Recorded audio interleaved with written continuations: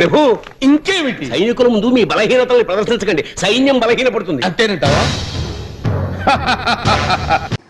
నేను శాసనసభ సాక్షిగా అన్నిటికీ సమాధానం చెప్పా, ఛాలెంజ్ చేశా. ఈ రోజు కూడా ఛాలెంజ్ చేస్తున్నా. అయ్యా సైకో, టైం డేట్ నువ్వు ఫిక్స్ చేయి, చర్చకునే వచ్చేదానికి సిద్ధం, నువ్వు సిద్ధమా అని అడుగుతున్నా. అసెంబ్లీ నుంచి శాసన మండలికి నడుచుకురావడానికి ఎంతసేపు పట్టిస్తారు? 5 నిమిషాలు కూడా పట్టదుగా. ఇటు నుంచి అటు గవక్క నడిచి వచ్చేసి వైఎస్ఆర్సీపీ సభ్యులు ఉన్నప్పుడు చర్చ పెట్టేది అయిపోయేది కదా 4 రోజులు.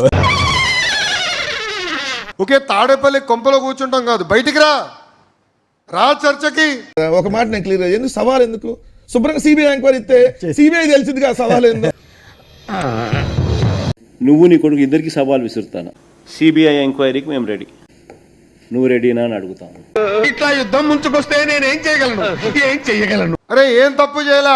మీకున్న ఇన్కాంపిటెన్స్ కి, మీకున్న అమోఘమైన విషయ పరిజ్ఞానానికి అసలు మీరు ఎడ్యుకేషన్ డిపార్ట్మెంట్ ఎందుకు తీసుకున్నారు సార్? పవన్ కళ్యాణ్ గారిని చూడండి, వేటిల్లోనూ వేలు పెట్టకుండా హాయిగా ఆ కుంకి ఎలిఫెంట్స్ ని కేర్ తీసుకుంటా ఎలా టైం నడిపేస్తున్నారు. సేమ్ మీరు కూడా అలాంటి సెలెక్ట్ చేసుకోవచ్చు కదా సార్. అంటే మీకున్న ఇన్కాంపిటెన్స్ లెవెల్స్ కి ఎడ్యుకేషన్ మినిస్ట్రీ అవసరమా? అది మీకు సెట్ కాదు అని ఇంత క్లియర్ గా ప్రూవ్ అవుతున్నా కూడా ఎందుకు సార్ చిన్న పిల్లల ఫ్యూచర్స్ తో ఆడుకోవడం?